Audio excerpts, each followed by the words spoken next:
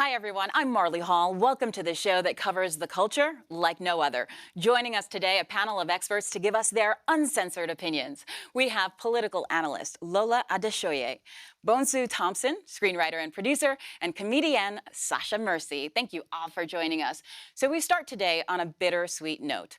Comedy legend John Witherspoon died last night at the age of 77. The Detroit native's career spans 5 decades and includes many contributions to Black TV and film, from Boomerang to The Boondocks, What's Happening to the Wayans Brothers, and of course, the Friday films. Here's what his on-screen son, Ice Cube, had to say on Twitter. I'm devastated over the passing of John Witherspoon. Life won't be as funny without him. And actress Regina King said, my dad, my grandpa, my comedic inspiration. I love you, Spoons.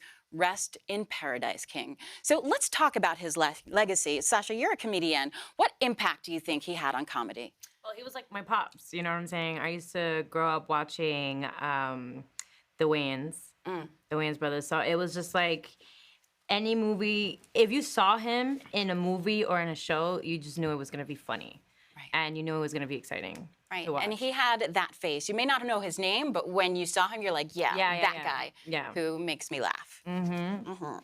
So Lola, when you heard of his passing, how significant do you think it is in terms of pop culture, Black culture, and comedy? Well, obviously, I think in terms of Black culture and comedy in particular, it's very significant. Like, he meant a lot to a lot of people, and he was that guy, like that funny older guy. And we're in a generation where now everything is very much about youth, and there are lots of younger comedians coming up. And to have someone like that who is an icon and someone that people could learn from to go is, I think, really sad for all of us. But I think his legacy will totally live on, and he still always will have that like iconic face and iconic comedic voice. Right, he's been making us laugh for like 50 years now. Why do you think he had such longevity? Well, number one, he's ridiculously funny. I mean, that's number one. And it's a great point you brought up. I mean, he didn't really blow up until later on in his career, and it's funny because his true legacy came about because he actually honed in on his age. But when he was a young man and young comedian, I mean, he was really a pioneer. I mean, he was on shows like Good Times. I mean, you can run the gamut. He's been doing this since the early 70s, but he didn't really blow up until the 90s because he kind of honed in on that character, that older gentleman. You know? But he almost exclusively did Black TV shows and Black film. What do you think about the fact that he had such success without crossing over? I think he was just being himself. And I think once you're authentic and you bring something that no one else can bring to the table, people are always going to look for you for that specific talent. So he was just really great at doing that. Very similar to like a Robin Harris, you know, the greats. It's like when you stick to yourself, and even you know, like Mike Epps, you know, these are characters they portray that you can't be duplicated. You can try, but you can't really duplicate it. So when he hones in on, like, you know, when he does the Bang Bang from Boomerang, or iconic.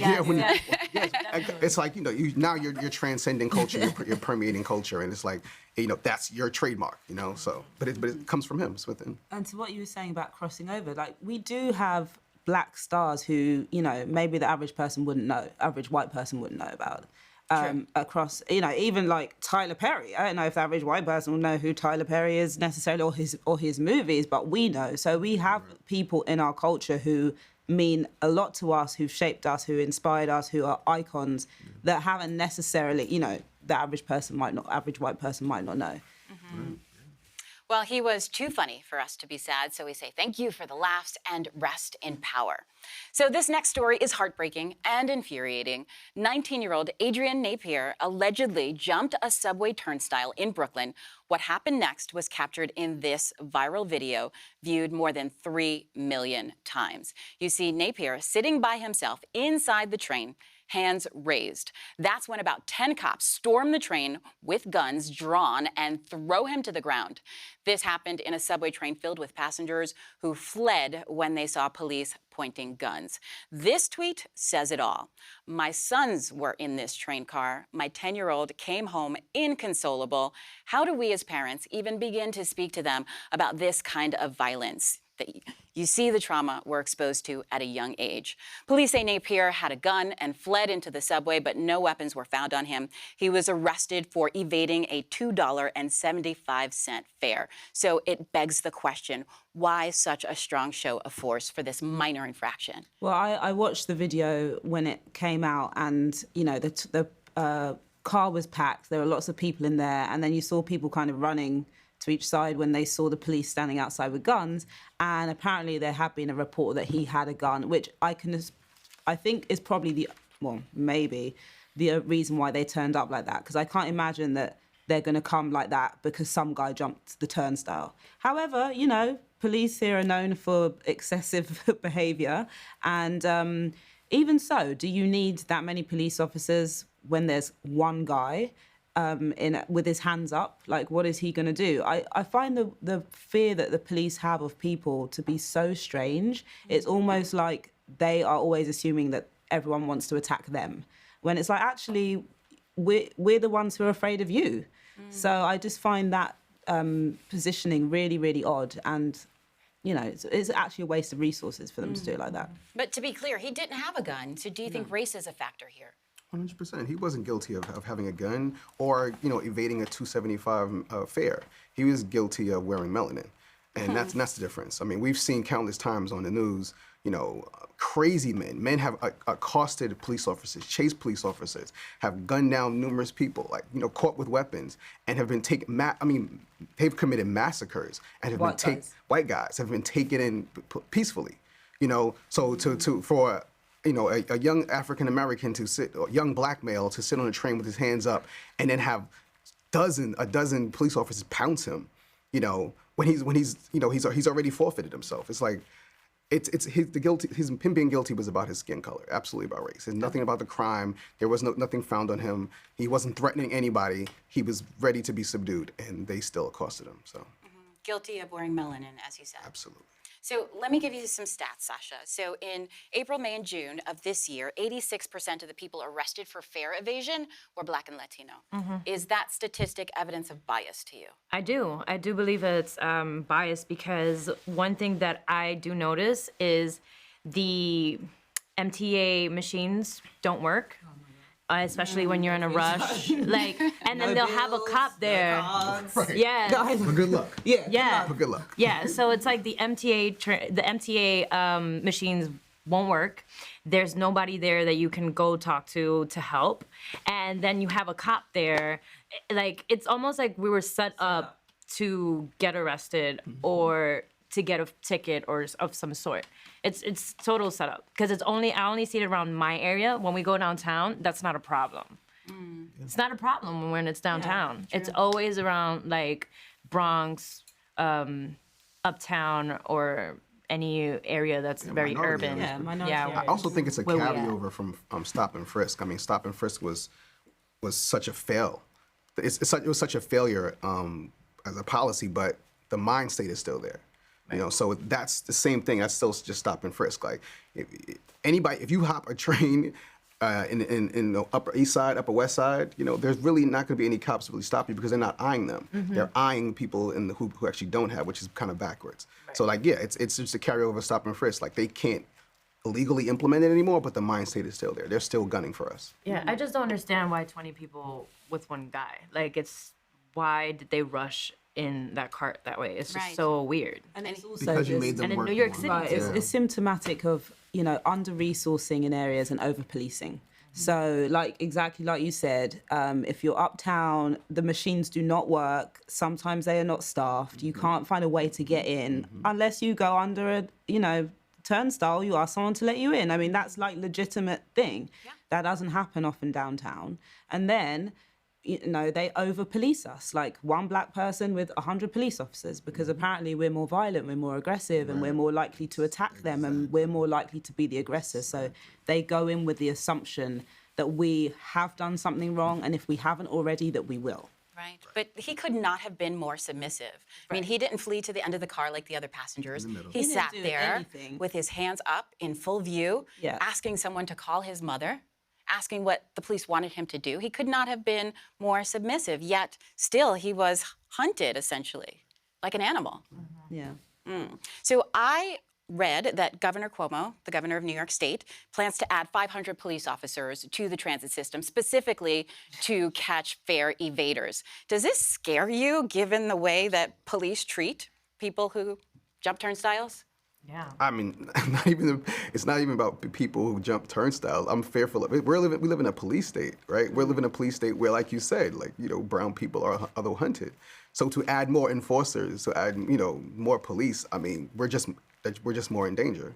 That's what's going to happen. Because again, they're not going to put those police officers in the Upper East Side or Upper West Side or downtown or in Chelsea. They're going to put them in minority neighborhoods, which puts our lives more in jeopardy. Right. And I've already known people that have gotten arrested just for, jumping a turnstile. And I find that very odd because it's like, am I not supposed to get a ticket? And then I have to pay it? Why do I have to get arrested? Right. It's just very odd. And in a city like New York, do not police have anything better to do than to hang around in the subway and arrest people or talk to people about evading a fare? I mean, I find that ridiculous. And also the MTA, God bless it, is a pretty bad system. And that has nothing to do with people evading the fare. There cannot be that many people not paying that it means the whole thing is crumbling. I've seen all sorts of things in the subway that I'm like, what on earth did I just witness? So if they're going to use resources, can they put them towards something more valuable than just policing people that actually really don't need to be policed? Well, the incident was also traumatic for the other passengers on the train, including children who ran, screamed, and cried as cops approached. And it says so much that this is how Black and brown people instinctively react when they see police. So coming up, some presidential hopefuls are headed to Medea's house, hallelujah. And why is Kamala Harris doing so poorly in the polls? She says it's obvious. We'll explain after the break.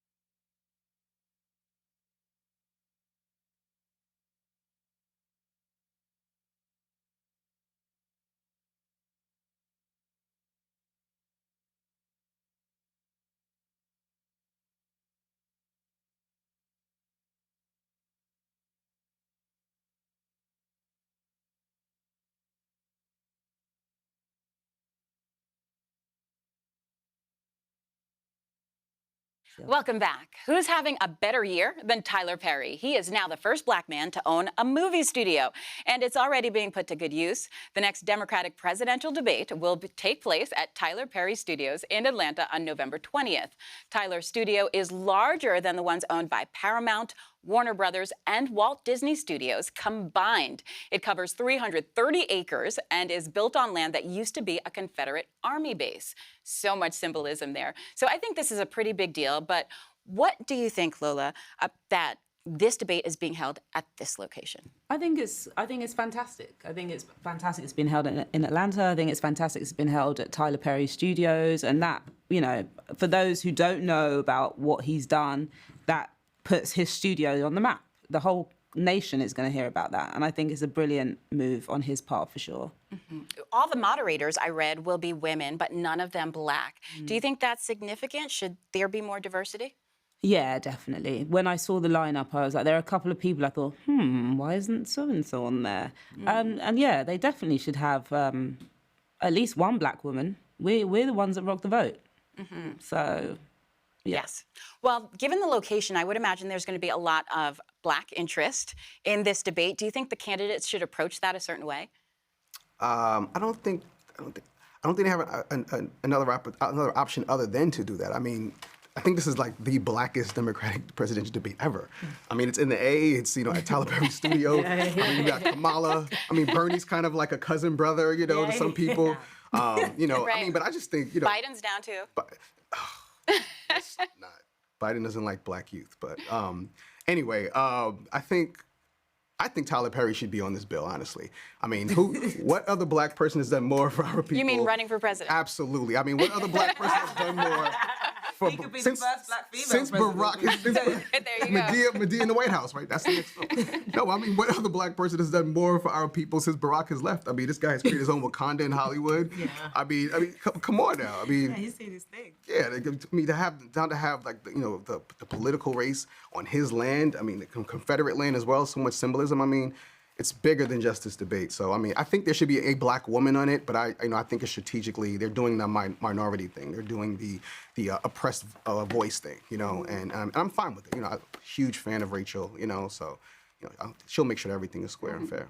So, Sasha, will this be the blackest debate ever? Are you going to be watching? I'm going to be watching for sure. And I do believe that it's going to be, like you said, it's like Atlanta is where everyone is. And Tyler Perry, what he just did is just so monumental for so many people. Like, people for me, like just everybody, people of color, people, Latinos and stuff like that. Like, this is the beginning of something so amazing and so huge. And I feel like when these candidates talk, they got to understand that we are coming up. They got to show us some respect, baby. That's Straight right. up. R-E-S-P-E-C-T. Yes. Right. The debate location is historic. It's the first time a debate will be hosted at a film studio, and I have a feeling there will be many more firsts coming out of Tyler Perry Studios. So one candidate at the debate will have some catching up to do, and that is Senator Kamala Harris. The latest numbers from Real Clear Politics suggest Kamala is now polling in the single digits. She is in 5th place behind the other Democratic candidates, and she's polling extremely low in her home state of California and among other black people. So in a recent interview, Kamala says it's because she's a black woman. Listen. America ready for a woman and a woman of color to be president of the United States. America was ready for a black man to be president of the United States. And this conversation happened for him. There is a lack of ability or a difficulty in imagining that someone who we have never seen can do a job that has been done, 45 times by someone who is not that person. So Kamala thinks her problem is electability. So Lola, you're the political expert. Are you buying that theory? No. I mean, yes, electability is a problem for all candidates. That is the whole notion of running for president. But you're not buying the excuse. No, I'm not buying it at all. I think her issue is that she just hasn't connected with people consistently. So the reason why I'm not buying it is because when she went hard for Joe Biden in one of the first debates on the race issue, she saw a bump in her numbers. So it's not that people have an issue with her being a woman of color. People are just not connecting with her. And I think that on the, white women, for example, I think would connect more with Elizabeth Warren. But if Kamala went harder on the black issues, I think she would have a lot more support in the black community. So I think she's tried to play a bit of a middle ground, like talk a bit to black issues, but caught the white women who are already going for Elizabeth Warren and other candidates. So what she should have done was gone harder on the black stuff, really caught the black vote, and then we could have propelled her, but she didn't do that. Also, black people are suspicious of her for her record as a prosecutor and that sort of thing. So I don't think it has anything to do with her being a woman of colour. I don't think it has anything to do with her being a woman. I think it's just actually her as a candidate, to be quite honest. So Bonsu, I heard you co-signing that. Are you of the same opinion? Absolutely. I think, she's like one of, she's like an entertainer that's, it can do a myriad of things, but they're just mediocre at everything. Like there's nothing exceptional about her. If you make her the black candidate, she's not completely black. She doesn't really. She tries to do the, this is my playlist, and I smoked weed, but I didn't. Right. I'm trying to connect to the people, the marijuana community, and I like Tribe Called Quest, but I'm quoting their songs wrong. It's just a disconnect, And then again, her record. I mean, if you're for black people, you should be for black youth, and that's not what you've been all your life. Mm-hmm. Are you for black people now because you're running, or have you always been this person? So your record shows. So I mean, and also it's like water's also wet. Like you knew this problem when you began. Right. Like you are doing something that's never been done before. Right, like you're black and you're a woman. In America, that's 2 strikes. People have made strong cases that one of the reasons why Trump was president because this country is not only racist and fearful, but they're also misogynistic. So, duh. But Obama wasn't completely black, but he didn't have a problem connecting. He did at first. Actually, he did at first. But I just think he's more organic. That's the thing. That's what Kamala's missing. Yeah. He's organic. And Obama never tried to be. You know, he's just who he is. And also, he had Michelle. Remember that? Yeah. Yeah. I just think that people just don't trust Camilla. Yeah. That's just what it is. They don't trust her. Like you guys said, the disconnect, and there's already proof of all the prosecutions like that she's done. So you think it's because of her history as an attorney general Yes, her in history. California Mhm. and the law 100%. enforcement aspect of it. Yeah, So people of color are not absolutely. trusting her. Absolutely. Yeah. Absolutely. So a third of the women in Congress are of color. Do you think that pokes holes in her theory a bit? Yeah, absolutely. I from conversations I've had, from things I've read, and yes, America's racist and America's misogynistic. I've never heard that as the main issue. Like, people have asked questions about, where's she really from? What's the ethnicity and stuff. But in terms of like race being a dominating factor, I haven't even got an inkling actually that is what's bothering anybody. Because she's not like dark-skinned woman where everyone's like, oh my God, she's black. Right. I don't think That afro. she doesn't even elicit that kind of response from people. Most people, she's like racially ambiguous the way she looks. Like, where is, moves, yeah. So I don't think Disconnected, that's, I just think it's a disconnect between her and voters. I think there are other candidates who are more compelling and have stronger arguments, longer records, deeper records, and she doesn't stand up to them like that. So you believe if she was a darker skinned black woman, that would bode more favorably? I mean, if she went for, pointed on black issues, for sure. I think any candidate of color or not needs to have a black agenda at this point, and you have to be open about it. Like, if I was running, I would go hard on the black agenda. Right. I find it weird that they don't do that. Well, a quarter of all Democrats are black. Like, we are the ones that take people over the top when it comes to voting, and everyone's still playing this weird, like, softly thing. Yeah. So That's the fear. That's why you hug guilty police officers when they get convicted for murder. Yeah. Yeah. That's why people don't trust her. Well, Kamala said voters have a hard time seeing people who don't look like them as president, but the people who do look like her are struggling to see it as well. So up next, God is good all the time, but is Kanye West? We'll get into it after the break.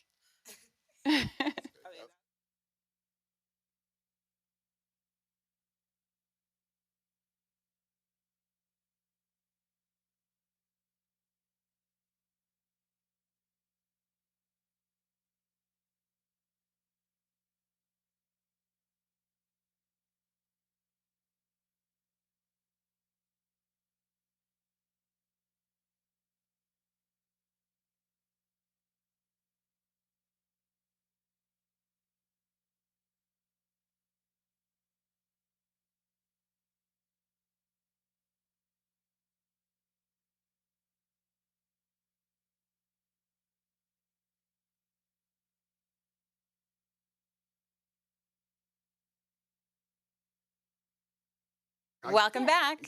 Kanye West finally blessed us with the release of Jesus is King after more than a few days, or a few delays rather.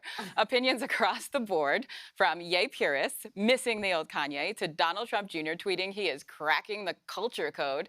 Over the weekend, his collection plate overflowed with his Jesus is King IMAX documentary, earning over $1 million worldwide. So, Bonsu, you've covered Kanye extensively. You've met him, hung out with him. What do you think of this album, and are you going to see his documentary? Wow.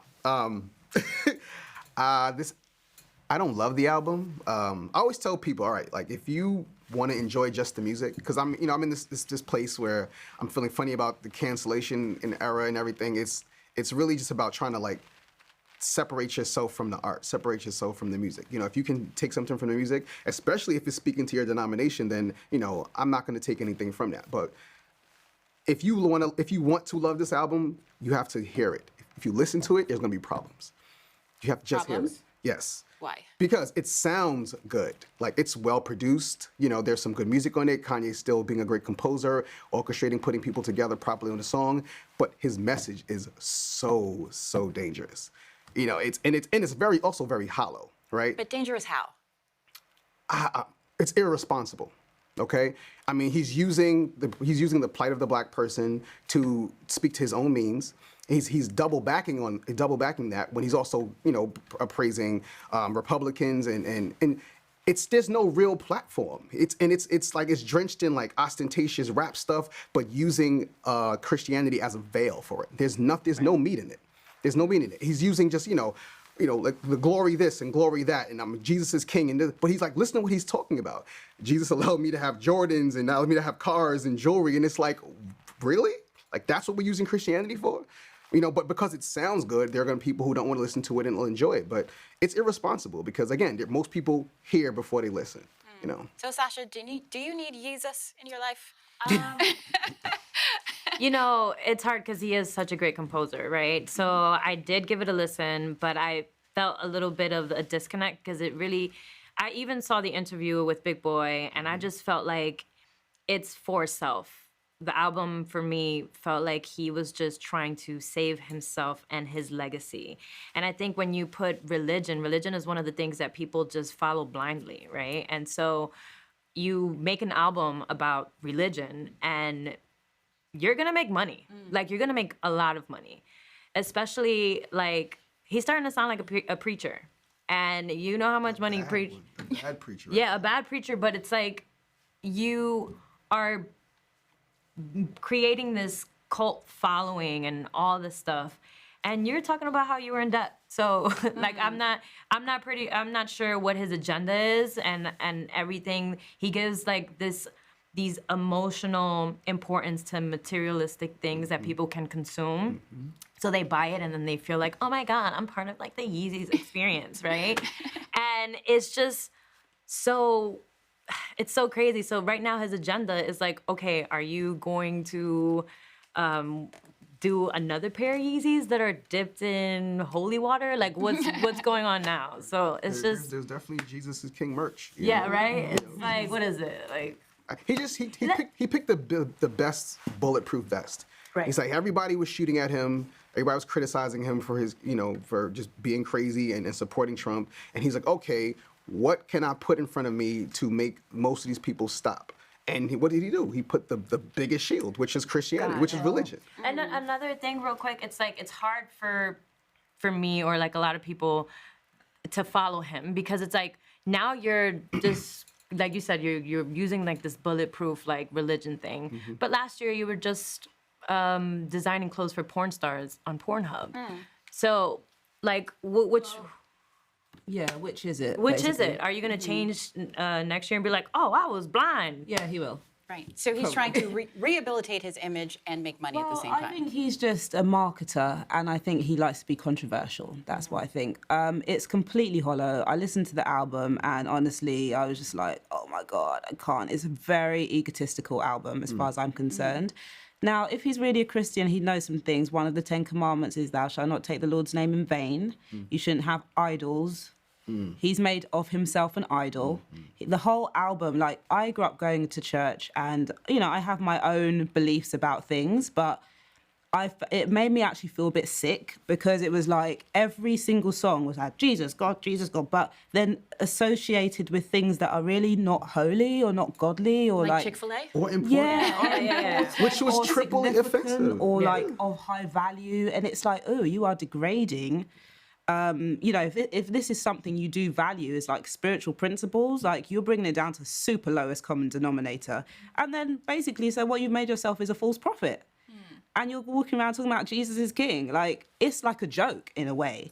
It's like evangelical Christians, and on the Trump side talking about, we really believe in God, but we're going to lock kids up in cages and throw the keys away type thing. Like, no, you're a hypocrite. That's basically what you are. So musically, if people like it, they like it. But in terms of messaging and in terms of who's presenting the message, it's a no from me. Irresponsible. But I had high hopes for it because in the wake of Jesus Walks, which was amazing, so I thought that this gospel album would. That was also 15 years ago. True, that was a while ago. That was before death. That was before a lot of drugs. Like that was before a marriage to the Kardashians. Again, like I've known. It's a different Ye. Yeah, I've known Ye, since 2004, and I watched who that person was when he first tried to, tell everybody that he wanted to rap. and I watched who he was after his mother passed, and I'm watching him now in this, this Kardashian bipolar era, and you watch him continuously getting sicker. Like again, the Big Boy interview, he had some very, very poignant points. But the problem was his explanation and his validation of these points, it's all sickness. And it's very much a lot of narcissism. So like you lose the point, because it's like, okay, when somebody starts sounding crazy, they can have a strong point. Like everybody needs to drink water, right? But then I start talking about how I'm 75% water because I'm God, and you're like, okay, he's crazy. So maybe everybody doesn't need water. You lose the point, and that's what he's doing. He has valid points. He's very smart. He's a very intelligent man. I can personally speak to that. But he's sick. And when you're sick, and also he doesn't read too, which, so you add the sickness with him not reading, and then like, having this $3 billion company, and, all these people leeching on you and telling you that you're great, you can spiral. You actually start believing that you are Jesus. So Jesus is king, yet 2 albums prior, you were Jesus. Yeah, so Jesus is king. So I'm king. That's what he's saying. He's basically saying, as well as being the greatest artist that's ever lived in the history of mankind. Clearly, you believe that. Or human being. Well, my critique is that the album just didn't sound finished, and I think the Lord would want Kanye's best, and that just wasn't his best. I'm just saying. So that's all for now. I want to thank my guests, Lola, Bonsu, and Sasha, for joining us today and sharing their unfiltered commentary. And as always, thank you for watching. I'm Marlie. See you next time.